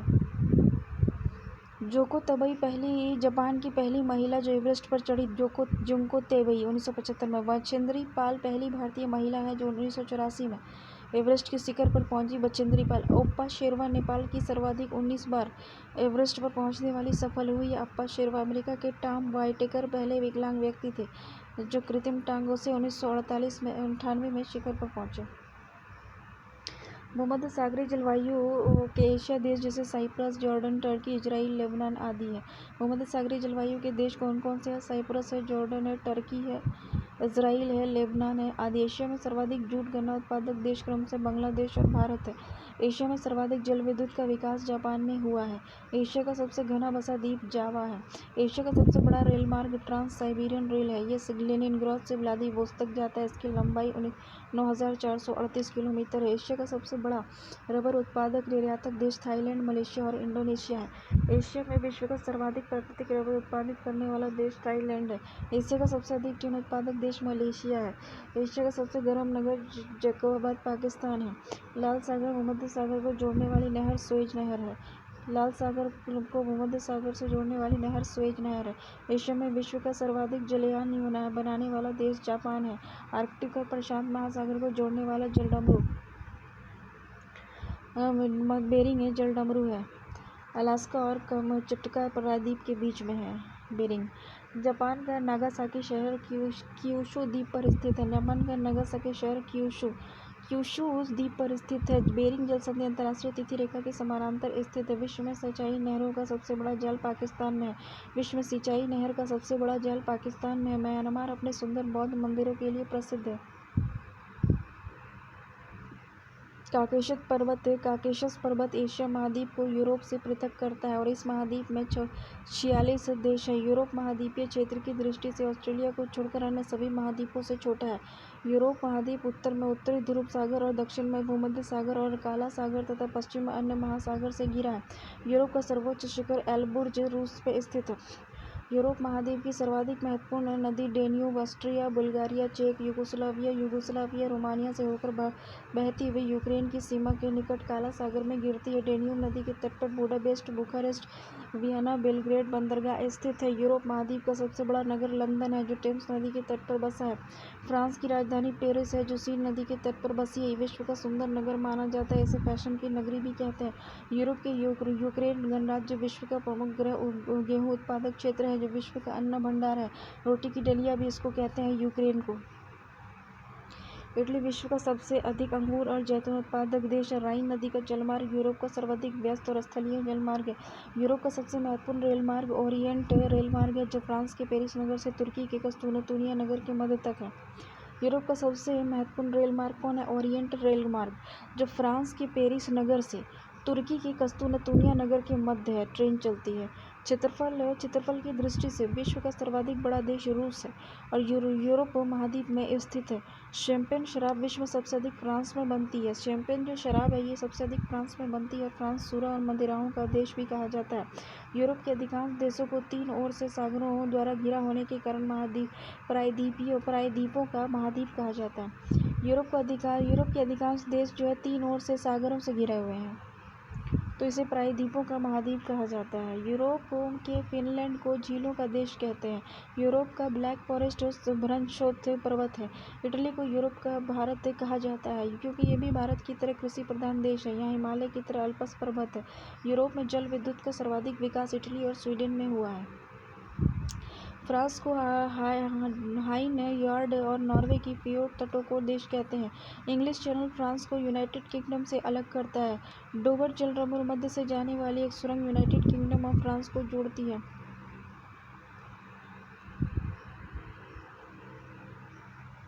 गल्फ स्ट्रीम जलधारा यूरोप का गर्म कंबल है। वार्म ब्लैंकेट ऑफ यूरोप के उपनाम से जाना जाता है। स्विट्जरलैंड को यूरोप का खेल का मैदान कहा जाता है। नीदरलैंड ने उत्तरी सागर के तट के साथ बड़े बड़े तटबंध बनाकर समुद्र से भूमि प्राप्त की। इन तटबंधों को डाइक कहते हैं। इस प्रकार प्राप्त भूमि को पोल्टर कहते हैं। विश्व की सबसे लंबी सुरंग फ्रांस और इटली के बीच माउंट ब्लॉक में बनी हुई है। ये 12 किलोमीटर लंबी है। अल्प्स पर्वत का सर्वाधिक विस्तार स्विट्जरलैंड में है। स्विट्जरलैंड और इटली के बीच ग्रेट सेंट बर्नार्ड दर्रा मार्ग प्रदान करता है। ऑस्ट्रिया और इटली के बीच ब्रेनर दर्रा मार्ग प्रदान करता है। विश्व का सबसे लंबा भूमिगत रेल मार्ग लंदन और पेरिस को जोड़ता है। पो नदी को इटली की गंगा कहते हैं। पो नदी को इटली की गंगा कहते हैं। उत्तरी अमेरिका देखो, उत्तरी अमेरिका विश्व का तीसरा बड़ा महाद्वीप है। इसका क्षेत्रफल 2,42,55,000 वर्ग किलोमीटर है। उत्तरी अमेरिका, मध्य अमेरिका और कैरिबियन महासागरीय क्षेत्र में कुल 29 देश हैं। उत्तरी अमेरिका की खोज 1492 में कोलंबस के द्वारा की गई थी तथा इसे नई दुनिया, न्यू वर्ल्ड कहा जाता है। उत्तरी अमेरिका को न्यू वर्ल्ड कहते हैं। 100 डिग्री पश्चिमी देशांतर रेखा इस महाद्वीप के मध्य से गुजरती है। उत्तरी अमेरिका का नाम अमेरिगो वेस्पुसी के नाम पर, साहसी यात्री के नाम पर अमेरिका पड़ा। पनामा नहर उत्तरी अमेरिका और दक्षिण अमेरिका को जोड़ती है। पनामा नहर जो है ये उत्तरी अमेरिका को दक्षिणी अमेरिका से जोड़ती है, जिससे अंध तथा प्रशांत महासागरों के बीच जहाज़ों का यातायात सुगम हो जाता है। उत्तरी अमेरिका का उच्चतम पर्वत शिखर माउंट मैकिनले 6194 किलोमीटर अलास्का में है। उत्तरी अमेरिका महादेश में रेड इंडियंस और निग्रो नामक प्रमुख जनजातियां निवास करती हैं। उत्तरी अमेरिका के पूर्वी तट पर न्यू फाउंडलैंड के दक्षिण पश्चिम तटीय भाग को ग्रैंड बैंक कहते हैं। ये मत्स्य पालन का प्रमुख केंद्र है। संयुक्त राज्य अमेरिका के दक्षिण पूर्वी तट पर चलने वाले मेक्सिको की खाड़ी में चलने वाले चक्रवात को हेरिकेन और टोर्नाडो कहते हैं। उत्तरी अमेरिका के शीतोष्ण घास के मैदान को प्रेयरी कहते हैं। संयुक्त राज्य अमेरिका द्वारा डेट्रॉइट प्रमुख कार का उद्योग केंद्र है। कनाडा का मॉन्ट्रियल कागज उद्योग के लिए विश्व प्रसिद्ध है। कनाडा विश्व में सर्वाधिक कागज उत्पादित करने वाला देश है। संयुक्त राज्य अमेरिका विश्व का सर्वाधिक मक्का उत्पादित करने वाला देश है। विश्व में सर्वाधिक सोयाबीन उत्पादित करने वाला देश संयुक्त राज्य अमेरिका है। उत्तरी अमेरिका का मैक्सिको विश्व में सर्वाधिक चांदी उत्खनन करने वाला देश है। कनाडा का वुड बफेलो नेशनल पार्क विश्व का सर्वाधिक बड़ा पार्क है। वुड बफेलो नेशनल पार्क विश्व का सर्वाधिक बड़ा पार्क है, जो उत्तरी अमेरिका महाद्वीप में ही स्थित है। ये अल्बर्टा प्रांत में स्थित है। उत्तरी अमेरिका के न्यूयॉर्क सिटी में ग्रैंड सेंट्रल टर्मिनल विश्व का सबसे बड़ा स्टेशन है। विश्व की विख्यात मक्का मंडी संयुक्त राज्य अमेरिका के सेंट लुइस नगर में स्थित है। संयुक्त राज्य अमेरिका का एस्ट्रोडोम गुंबद विश्व का सर्वाधिक बड़ा गुंबद है। न्यूयॉर्क में स्थित American museum of natural history विश्व का सबसे बड़ा अजायब घर है। उत्तरी अमेरिका में स्थित सुपीरियर झील विश्व की सबसे बड़ी ताज़ी जल की झील है। संयुक्त राज्य अमेरिका के पश्चिमी भाग में नमकीन पानी का झील ग्रेट सॉल्ट लेक स्थित है। संयुक्त राज्य अमेरिका के यूटॉट राज्य में स्थित अमेरिका की सेंट लॉरेंस नदी झीलों से मिलकर विश्व का सबसे लंबा आंतरिक जलमार्ग बनाती हैं। ईरी और ओंटारियो झील के मध्य स्थित है। कनाडा यूएसए की सीमा पर उत्तर अमेरिका के पूर्वी तट पर लेब्राडोर ठंडी जलधारा है। गल्फ स्ट्रीम गर्म जलधारा है। विश्व में गेहूं की मंडी के नाम से विख्यात नगर कनाडा है। उत्तरी अमेरिका के दो अंतर पर्वतीय पठार कोलोराडो पठार मैक्सिको का पठार है। रॉकी पर्वत की प्रमुख श्रेणियां हैं Cascade, Sierra Nevada Coast Range और सियरा माद्रे। फिल्म उद्योग के लिए कैलिफोर्निया और लॉस एंजल्स नगर अल्हम्दुलिल्लाह विश्व प्रसिद्ध है। उत्तरी अमेरिका की प्रमुख प्रजाति है रेड इंडियंस निग्रो। संसार का सबसे बड़ा बंदरगाह न्यूयॉर्क है। संयुक्त राज्य अमेरिका का राष्ट्रीय उद्यान है येलोस्टोन पार्क। संयुक्त राज्य अमेरिका में स्थित एरिजोना तांबा उत्पादन के लिए प्रसिद्ध है। संयुक्त राज्य अमेरिका की लोहे की प्रसिद्ध खान मेसाबी खान है। संयुक्त राज्य अमेरिका की सोने की प्रसिद्ध खान हेम्स्टिक खान है। दक्षिण इकोटा राज्य में संसार में सोने की सबसे बड़ी खान ओंटारियो कनाडा में है। कनाडा में वायुयानों को झीलों और सागरों में से जमी बर्फ पर भी उतार दिया जाता है। कनाडा में वायुयान को झीलों और सागरों में जमी बर्फ पर भी उतार दिया जाता है क्योंकि वहाँ वायुयान को उतारना आसान होता है। ब्लैक हिल, ब्लू हिल और ग्रीन हिल नामक पहाड़ियाँ संयुक्त राज्य अमेरिका में स्थित है। ब्लैक हिल, ब्लू हिल, ग्रीन हिल नामक पहाड़ियाँ संयुक्त राज्य अमेरिका में स्थित है। हवाई द्वीप संयुक्त राज्य अमेरिका की राजधानी होनोलुलु ओहू द्वीप पर स्थित है। हवाई द्वीप समूह जो है ये संयुक्त राज्य अमेरिका की राजधानी होनोलुलु और ओहू द्वीप पर स्थित है। पनामा नहर को दो बंदरगाह कोलन और पनामा है। पनामा नहर के दो बंदरगाह एक कोलन है और एक पनामा है। जनसंख्या की दृष्टि से उत्तरी अमेरिका का सबसे बड़ा नगर मैक्सिको सिटी है। दक्षिण अमेरिका दक्षिण अमेरिका का अधिकांश विस्तार दक्षिण गोलार्ध में है। ये विश्व का चौथा बड़ा महाद्वीप है। इसका क्षेत्रफल 1,77,98,500 वर्ग किलोमीटर है। इसमें 15 देश हैं। भूमध्य रेखा पर स्थित दक्षिण अमेरिका के देश इक्वाडोर, कोलंबिया और ब्राज़ील है। दक्षिण अमेरिका में पेरू, बोलीविया सीमा पर विश्व की सबसे अधिक ऊंची नील नौकाकाय झील टिटिकाका है। दक्षिण अमेरिका के ब्राज़ील में बहने वाली अमेज़न नदी विश्व में उपमहाद्वीपीय क्षेत्र की दृष्टि से प्रथम नदी है। इस महाद्वीप की सबसे लंबी नदी है। वेनेजुएला में कारो नदी पर स्थित एंजिल नामक झरना है। एंजिल ओरिनीको नदी की सहायक है ये कैरो नदी। वेनेजुएला में कैरो नदी के ऊपर स्थित एंजिल नामक झरना विश्व का सबसे ऊंचा झरना है। दक्षिण अमेरिका में चिली अर्जेंटीना सीमा पर विश्व का सबसे ऊंचा ज्वालामुखी ओजियस डेल सेलाडो एंडीज पर्वत शिखर में है। इस महाद्वीप में बोलीविया राज्य की राजधानी लापाज विश्व की सबसे अधिक ऊंचाई पर स्थित राजधानी नगर है। समुद्र तल से 3658 मीटर। इस महादेश का सबसे बड़ा नगर रियो डी जेनेरो ब्राज़ील है। दक्षिण अमेरिका में गुयाना, ब्राज़ील और पैटागोनिया के पठार है। दक्षिण अमेरिका के अर्जेंटीना में विस्तृत घास के मैदान को पैम्पास कहते हैं। दक्षिणी अमेरिका में वनों से रबड़, सिकोना, चंदन, कार्नोबा वस्तुएं प्राप्त होती हैं। दक्षिण अमेरिका में अर्जेंटीना सर्वाधिक सूरजमुखी के बीज उत्पादित करता है। विश्व में इसका दूसरा स्थान है। गेहूँ की चंद्राकार पेटी भी अर्जेंटीना में स्थित है। दक्षिण अमेरिका में ब्राज़ील सर्वाधिक कोको उत्पादक देश है। विश्व में इसका दूसरा स्थान है। दक्षिण अमेरिका का ब्राज़ील विश्व में सर्वाधिक कॉफी उत्पादित करने वाला देश है। दक्षिण अमेरिका में ब्राज़ील सर्वाधिक सोयाबीन उत्पादक देश है। विश्व में इसका स्थान दूसरा है। दक्षिण अमेरिका में ब्राज़ील सर्वाधिक मैंगनीज उत्पादक देश है। विश्व में इसका स्थान तीसरा है। चूकी का माता तांबा खान दक्षिण अमेरिका के एंडीज पर्वत 3000 मीटर की ऊंचाई पर है। दक्षिण अमेरिका के सर्वाधिक मक्का उत्पादक देश अर्जेंटीना है। सर्वाधिक कहवा उत्पादक देश ब्राज़ील है और सर्वाधिक तेल उत्पादक देश वेनेजुएला है और कोलंबिया तथा सर्वाधिक तांबा उत्पादक देश चिली है। एंडीज पर्वत की सबसे ऊंची चोटी एकांकागुआ है जो 6960 मीटर है। एंडीज विश्व की सबसे लंबी पर्वतमाला है। ये लगभग 7200 किलोमीटर लंबी है। एंडीज के उत्तर पश्चिम में एटाकामा मरुस्थल है। ब्राज़ील के कहवा के बागों को फर्जेंडा कहते हैं। अर्जेंटीना के विशाल पशु फर्मों को एक्टाटिशा और यहाँ के पशुपालकों को ख्वाकी कहते हैं। पंपास को अर्जेंटीना का हृदय कहते हैं। विश्व में कहवा का पात्र ब्राज़ील है और विश्व में कहवा की मंडी साओ पाउलो है।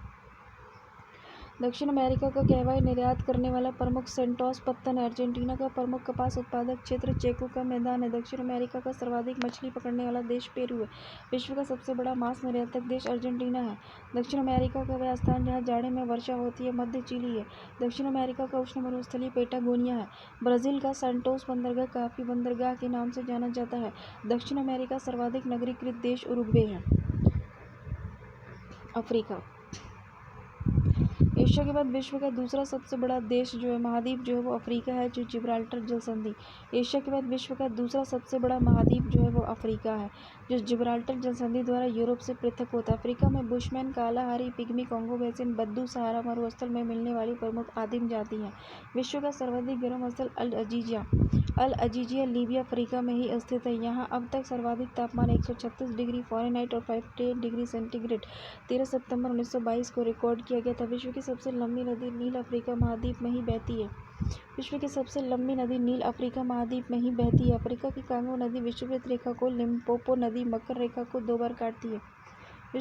अफ्रीका की कांगो नदी विषुववृत्त रेखा को और लिम्पोपो नदी मकर रेखा को 2 बार काटती है। अफ्रीका का जोहान्सबर्ग नगर विश्व के प्रमुख स्वर्ण उत्पादक नगरों में से एक है। अफ्रीका का ट्रांसवाल क्षेत्र जेब्रा और जिराफ जानवर के लिए विश्व विख्यात है। अफ्रीका के उष्ण घास के मैदान सवाना और शीतोष्ण घास के मैदान बेल्डा कहे जाते हैं। अफ्रीका का सबसे लंबा रेल मार्ग जो है केप काहिरा रेल मार्ग है, जो दक्षिण अफ्रीका गणराज्य के केपटाउन नगर से मिस्र के काहिरा नगर तक जाता है। मिस्र में सुएज नहर है, जो लाल सागर को भूमध्य सागर से मिलाती है। इस नहर का निर्माण 1859 में किया गया था, जिसके कारण यूरोप से भारत आने में 7000 किलोमीटर दूरी की बचत होती है। इसकी लंबाई 168 किलोमीटर। मिस्र द्वारा 1956 में इस नहर का राष्ट्रीयकरण किया गया था। अफ्रीका में कालाहारी मरुस्थल में शुतुरमुर्ग नामक चिड़िया मिलती है। अफ्रीका में किम्बरले खान है। दक्षिण अफ्रीका विश्व की सबसे बड़ी हीरे की खान है। विश्व का सबसे विशाल हीरा 3106 कैरेट को दक्षिण अफ्रीका की प्रीमियर खान से जनवरी 1905 में सर थॉमस कुलीनॉन ने खोजा था, इसलिए इसका नाम कुलीनॉन हीरा रखा गया है। कुलीनान हीरा रखा गया है, जो विश्व का सबसे विशाल हीरा है, जो अफ्रीका की प्रीमियर खान से निकला है। जो अफ्रीका की प्रीमियर खान से निकला है, कुलीनान हीरा रखा गया। अफ्रीका में विश्व का सबसे विशाल मरुस्थल सहारा 84 लाख वर्ग किलोमीटर स्थित है।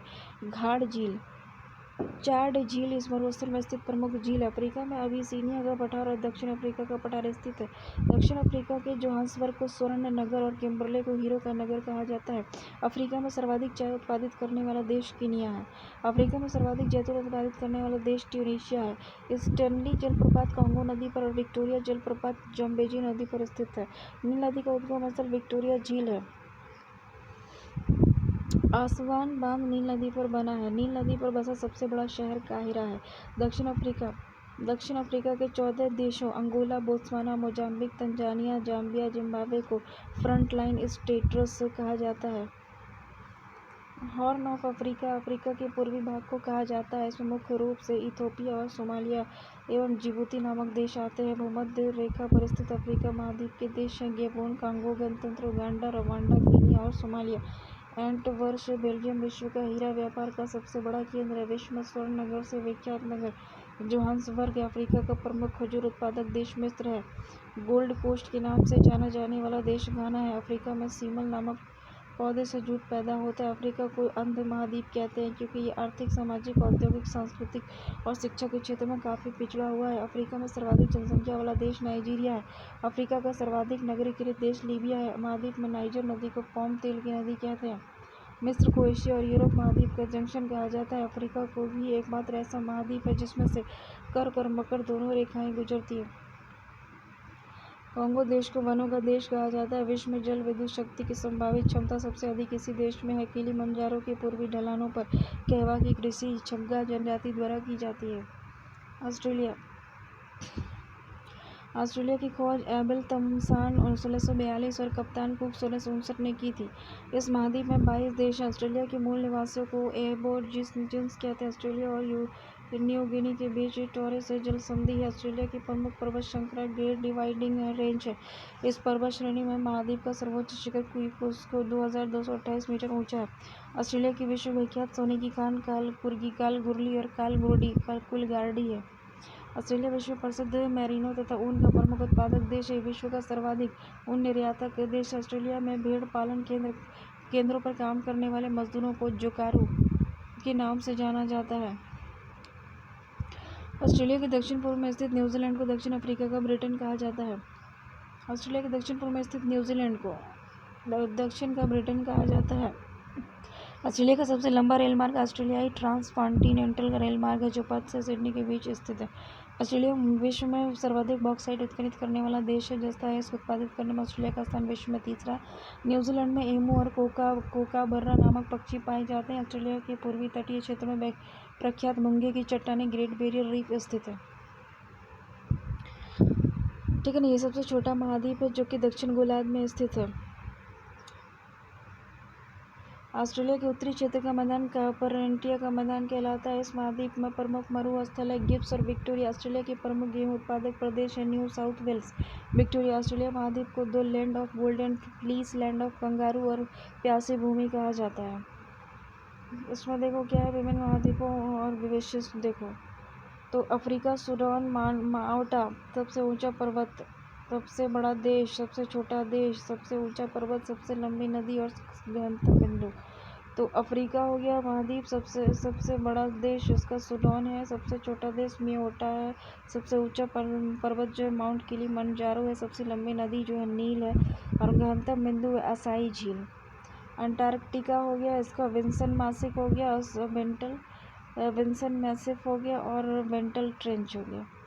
एशिया में चीन सबसे बड़ा देश है, मालदीव सबसे छोटा देश है, माउंट एवरेस्ट सबसे ऊंची चोटी है, यांगसी सबसे लंबी नदी एशिया की कौन है, यांगसी, और सबसे गहनतम बिंदु है डेड सी।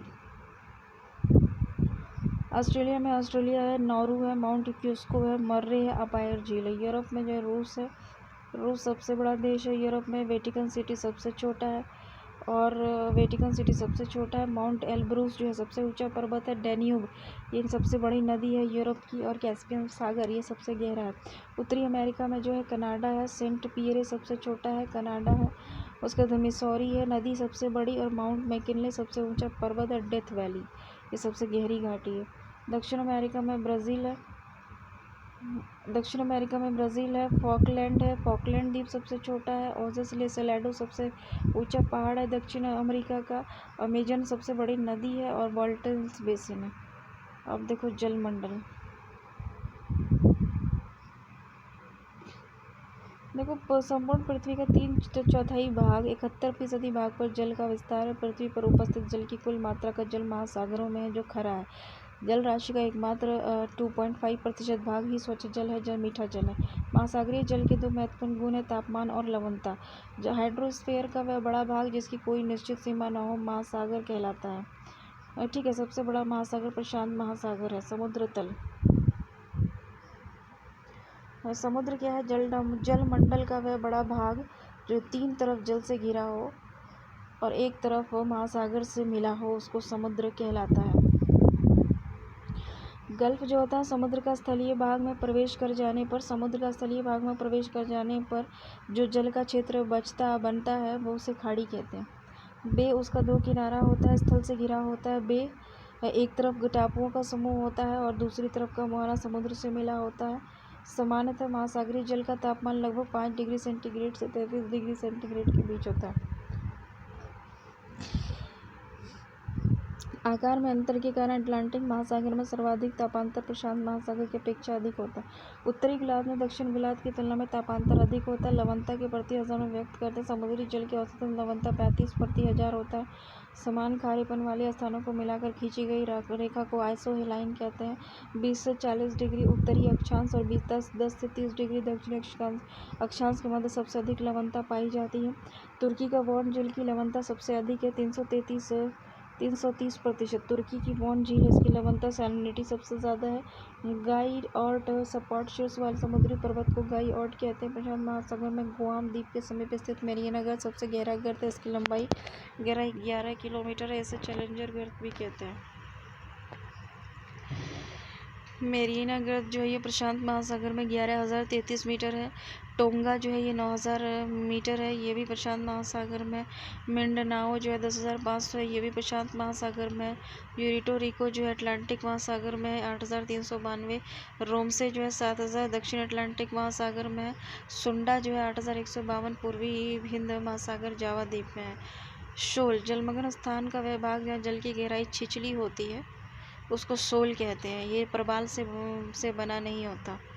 तो जलमग्न उत्थान का वह भाग जहाँ जल की गहराई बहुत कम होती है उसको शोल कहते हैं।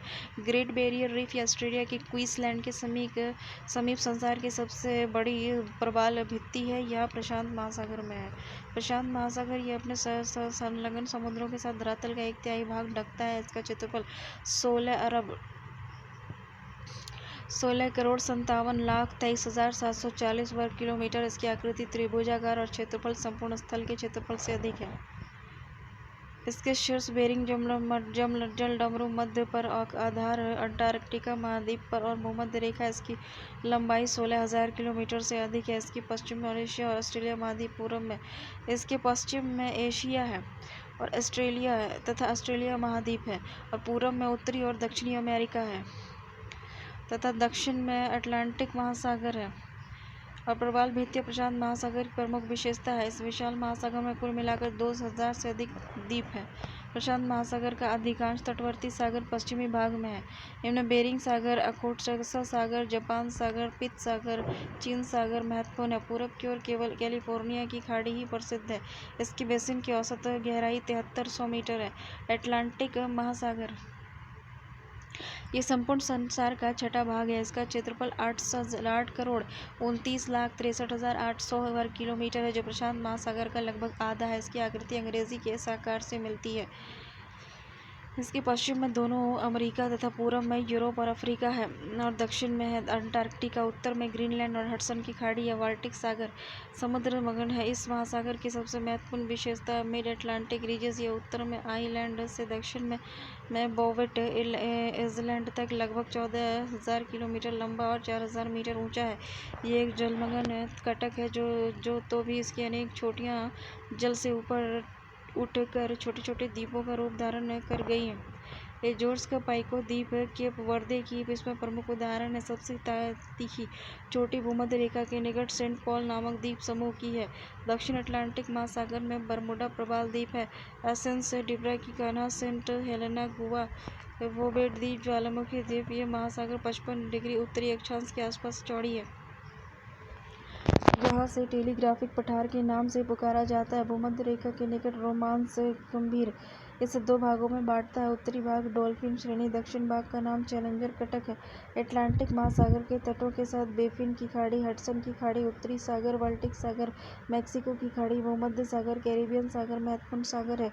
हिंद महासागर इसके उत्तर में एशिया महाद्वीप है, दक्षिण में अंटार्कटिका महाद्वीप है, पूर्व में ऑस्ट्रेलिया महाद्वीप और पश्चिम में अफ्रीका महाद्वीप है। ये एक अर्ध महासागर है। इसका कुल क्षेत्रफल 7,34,25,500 वर्ग किलोमीटर। ये एक तरफ प्रशांत महासागर, दूसरी तरफ अटलांटिक महासागर से घिरा है। इन महासागर का जो क्षेत्रफल है वो 7,34,25,500 वर्ग किलोमीटर है। कर्क रेखा महासागर की ये एक अर्ध महासागर है। इसका कुल क्षेत्रफल इतना है। ये एक तरफ प्रशांत महासागर, दूसरी तरफ अटलांटिक महासागर से मिला हुआ है।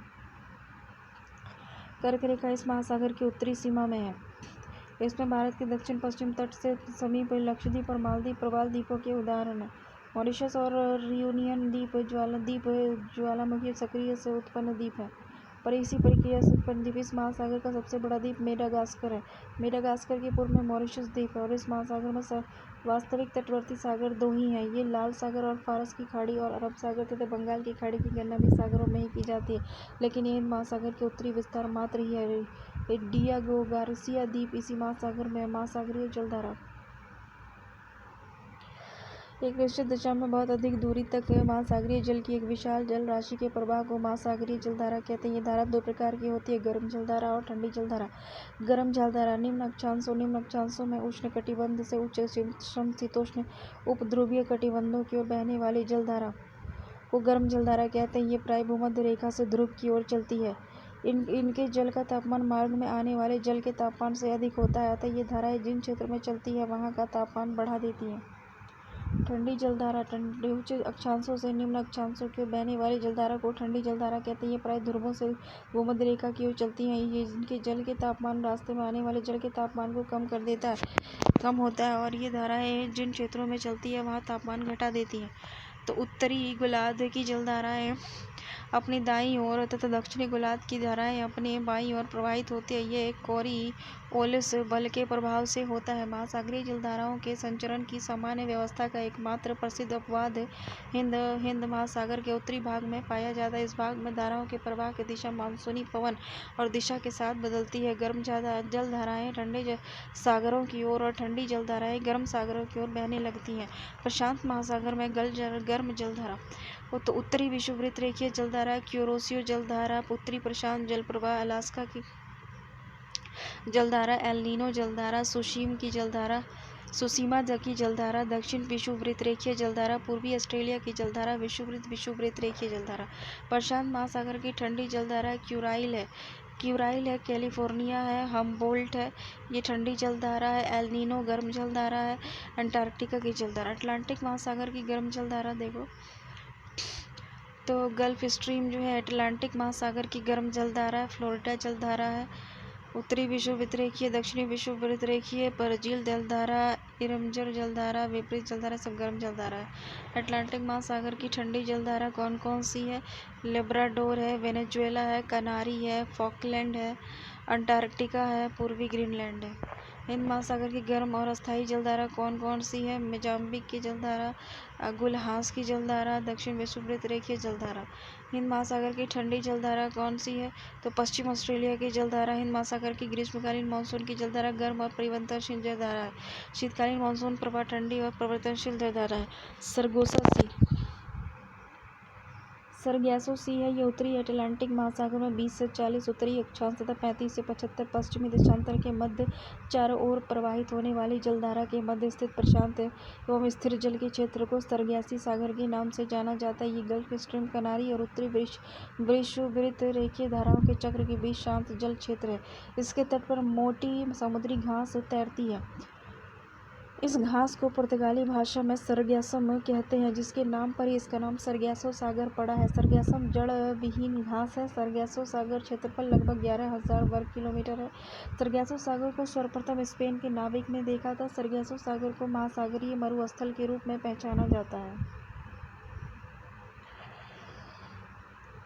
न्यूफाउंडलैंड के समीप ही गल्फ स्ट्रीम लेब्राडोर जलधारा मिलती है। ठीक है, न्यूफाउंडलैंड के समीप ही गल्फ स्ट्रीम और लेब्राडोर जलधारा मिलती है। न्यूफाउंडलैंड पर ही समुद्री मछली पकड़ने का प्रसिद्ध स्थान ग्रेट बैंक है। गर्म और ठंडी जलधारा मिलती है, वहाँ प्लैंकटन नामक घास मिलती है। गर्म और ठंडी जलधारा जहाँ मिलती है वहाँ प्लैंकटन नामक घास मिलती है, जिससे उस स्थान पर मत्स्य उद्योग अत्यधिक विकसित होता है। जापान के निकट क्यूरोशिवो की गर्म जलधारा और ओइशिवो की ठंडी जलधारा के जल के मिलने पर वहाँ पर घना कुहासा छाया रहता है। भाटा टाइड्स देखो ज्वार भाटा चंद्रमा एवं सूर्य की आकर्षण शक्ति के कारण सागरीय जल के ऊपर उठने और गिरने को ज्वार भाटा कहते हैं। सागरीय जल के ऊपर उठकर आगे बढ़ने को टाइड्स कहते हैं। सागरीय जल के नीचे गिरकर पीछे हटने को भाटा कहते हैं। चंद्रमा का ज्वार उत्पादक बल सूर्य की अपेक्षा दुगना होता है, क्योंकि यह सूर्य की तुलना में पृथ्वी के अधिक निकट है। अमावस्या और पूर्णिमा के दिन चंद्रमा, सूर्य और पृथ्वी एक सीध में होते हैं, तो इस दिन उच्च ज्वार उत्पन्न होता है। दोनों पक्षों की सप्तमी और अष्टमी को सूर्य और चंद्रमा पृथ्वी के केंद्र पर समकोण बनाते हैं। इस स्थिति में सूर्य और चंद्रमा के आकर्षण बल एक दूसरे को संतुलित करने के प्रयास में प्रभावहीन हो जाते हैं, अतः इस दिन निम्न ज्वार उत्पन्न होता है। पृथ्वी पर प्रत्येक स्थान पर प्रतिदिन 12 घंटे 26 मिनट के बाद ज्वार और ज्वार के 6 घंटे और 13 मिनट बाद भाटा आता है। ज्वार प्रतिदिन 2 बार आते हैं और एक बार चंद्रमा के आकर्षण से और दूसरी बार पृथ्वी के अपकेंद्रीय बल के कारण। सामान्यतः ज्वार प्रतिदिन 2 बार आते हैं, किंतु इंग्लैंड के दक्षिणी तट पर स्थित साउथम्पटन के ज्वार प्रतिदिन 4 बार आते हैं। यहाँ 2 बार ज्वार इंग्लिश चैनल से होकर और 2 बार उत्तरी सागर से होकर विभिन्न अंतरालों पर पहुँचते हैं। महासागरीय जल की सतह का औसतन दैनिक तापांतर नगण्य होता है, लगभग 1 डिग्री सेंटीग्रेड। महासागरीय जल का उच्चतम वार्षिक तापक्रम अगस्त में, न्यूनतम और वार्षिक तापमान फरवरी में अंकित किया जाता है। वायुमंडल पृथ्वी के चारों से घिरे हुए वायु के विस्तृत फैलाव को वायुमंडल कहते हैं। वायुमंडल की ऊपरी परत के अध्ययन को एयरोलॉजी और निचली परत के अध्ययन को मेट्रोलॉजी कहते हैं। पृथ्वी के वायुमंडल के ऊपरी परत के अध्ययन को एयरोलॉजी कहते हैं और निचली परत के अध्ययन को मेट्रोलॉजी कहते हैं। आयतन के अनुसार वायुमंडल में 30 मील के अंदर विभिन्न गैसों का मिश्रण इस प्रकार है: नाइट्रोजन 78%, ऑक्सीजन 21%, कार्बन डाइऑक्साइड 3%, 0.03% और कार्बन जो है 0.93%। वायुमंडल में पाई जाने वाली कुछ महत्वपूर्ण गैस है जैसे नाइट्रोजन। देखो, नाइट्रोजन गैस का प्रतिशत मात्रा सभी गैसों से अधिक है। नाइट्रोजन की उपस्थिति के कारण ही वायुदाब, पवन की शक्ति और प्रकाश के परावर्तन का आभास होता है। इन गैस को कोई रंग और गंध अथवा स्वाद नहीं होता। नाइट्रोजन का सबसे बड़ा लाभ यह है कि यह वस्तुओं को तेजी से जलने में मदद से बचाती है और यदि वायुमंडल में नाइट्रोजन ना होती तो आग पर नियंत्रण रखना कठिन हो जाता। नाइट्रोजन से पेड़ पौधे में प्रोटीन का निर्माण होता है जो भोजन का मुख्य अंग है। ये गैस वायुमंडल में 128 किलोमीटर की ऊंचाई तक फैली हुई है। ऑक्सीजन, ये अन्य पदार्थों के साथ मिलकर जलने का काम करती है। ऑक्सीजन के अभाव में हम ईंधन नहीं जला सकते, अतः ये ऊर्जा का मुख्य स्रोत है। ये गैस वायुमंडल में 64 किलोमीटर की ऊंचाई तक फैली है, परंतु 16 किलोमीटर से ऊपर जाकर इसकी मात्रा बहुत कम हो जाती है। कार्बन डाइऑक्साइड होगी, यह सबसे भारी गैस है और इस कारण ये सबसे निचली परत में मिलती है। फिर भी इसका विस्तार 32 किलोमीटर की ऊंचाई तक है। ये गैस सूर्य से आने वाले विकिरण के लिए परागमय और पृथ्वी से परावर्तित होने वाले विकिरण के लिए अपरागमय है तथा ये कांच घर का पौधे घर ग्रीन हाउस प्रभाव के उत्तरदायी और वायुमंडल को निचली परतों को गर्म करती है। ओजोन हो गया, ये गैस ऑक्सीजन का ही एक विशेष रूप है। ये वायुमंडल में अधिक ऊंचाइयों पर ही अति न्यूनतम मात्रा में मिलता है। ये सूर्य से आने वाली तेज अल्ट्रावायलेट रेडिएशन के कुछ अंश को अवशोषित कर लेती है और ये 10 से 50 किलोमीटर की ऊंचाई तक केंद्रित है। वायुमंडल में ओजोन गैस की मात्रा में कमी होने से सूर्य की पराबैंगनी विकिरण अधिक मात्रा में पृथ्वी पर पहुंचकर कैंसर जैसी भयानक बीमारी फैला सकती है। गैसों के अतिरिक्त वायुमंडल में जलवाष्प धूल के कण भी उपस्थित होते हैं। आकाश का रंग नीला धूल के कण के कारण ही दिखाई देता है। जलवाष्प सूर्य से आने वाले सूर्यताप के कुछ भाग को अवशोषित कर लेता है तथा पृथ्वी द्वारा विकसित ऊष्मा को संजोए रखता है। इस प्रकार ये कंबल का काम करता है जिसमें पृथ्वी ना तो अत्यधिक गर्म होती है और ना ही अत्यधिक ठंडी होती है। जलवाष्प के संगम से दृष्टि होती है। वायुमंडल में जलवाष्प सबसे अधिक परिवर्तनशील तथा आसन वितरण वाली गैस है। पृथ्वी के ताप को बनाए रखने के लिए उत्तरदायी है CO2 और जलवाष्प। वायुमंडल की संरचना वायुमंडल के निम्न परतों में बटा है जैसे कि ट्रोपोस्फीयर और स्ट्रेटोस्फीयर, ओजोन स्फीयर हो गया, आयनोस्फीयर हो गया, एक्सोस्फीयर हो गया। देखो, ट्रोपोस्फीयर क्या हुई है? ये वायुमंडल का सबसे नीचे वाली परत है। इसकी ऊंचाई ध्रुवों पर 8 किलोमीटर, विषुववृत्त रेखा पर लगभग 18 किलोमीटर होती है। क्षोभ मंडल में तापमान की गिरावट की दर प्रति 165 मीटर की ऊंचाई पर 1 डिग्री सेंटीग्रेड अथवा 1 किलोमीटर की ऊंचाई पर 6.4 डिग्री सेंटीग्रेड होती है। सभी मुख्य वायुमंडलीय घटनाएं जैसे बादल, आंधी, वर्षा की इसी मंडल में होती है। इस मंडल को संवहन मंडल कहते हैं क्योंकि संवहन धाराएं इसी मंडल की सीमा तक सीमित होती है और इस मंडल को अधोमंडल भी कहते हैं। समताप मंडल स्ट्रेटोस्फीयर होता है। समताप मंडल 18 से 32 किलोमीटर की ऊंचाई तक है। इसमें ताप समान रहता है। इसमें मौसमी घटनाएं जैसे आंधी, बादल की गरज और बिजली कड़क, धूलकण और जलवाष्प आदि कुछ नहीं होते हैं। इस मंडल में वायुयान उड़ान की आदर्श दशा पाई जाती है। समताप मंडल की मोटाई ध्रुवों पर सबसे अधिक होती है और कभी कभी विषुववृत्त रेखा पर इसका लोप हो जाता है। कभी कभी इस मंडल में विशेष प्रकार के मेघों का निर्माण होता है जिसे मूलाभ मेघ, मदर ऑफ पर्ल क्लाउड्स कहते हैं। ओजोन मंडल हो गया। देखो, ओजोन मंडल जो है धरातल से 32 किलोमीटर से 60 किलोमीटर के मध्य के भाग को ओजोन मंडल कहते हैं। इस मंडल में ओजोन गैस की एक परत पाई जाती है जो सूर्य से आने वाली अल्ट्रावायलेट रेडिएशन को अवशोषित कर लेती है, इसलिए इसे पृथ्वी का सुरक्षा कवच कहते हैं। ओजोन परत को नष्ट करने वाली गैस क्लोरोफ्लोरोकार्बन है जो एयर कंडीशनर, रेफ्रिजरेटर आदि से निकलती है। ओजोन परत के क्षरण CFC में उपस्थित सक्रिय क्लोरीन के कारण होती है। ओजोन परत की मोटाई नापने में डबसन इकाई का प्रयोग किया जाता है। इस मंडल में ऊंचाई के साथ तापमान बढ़ता है। प्रति 1 किलोमीटर की ऊंचाई पर तापमान 5 डिग्री सेंटीग्रेड की वृद्धि होती है। आयनोस्फीयर हो गया। इसकी ऊंचाई 60 किलोमीटर से 640 किलोमीटर तक होती है। यह भाग कम वायुदाब और पराबैंगनी किरणों द्वारा आयनीकृत होता रहता है।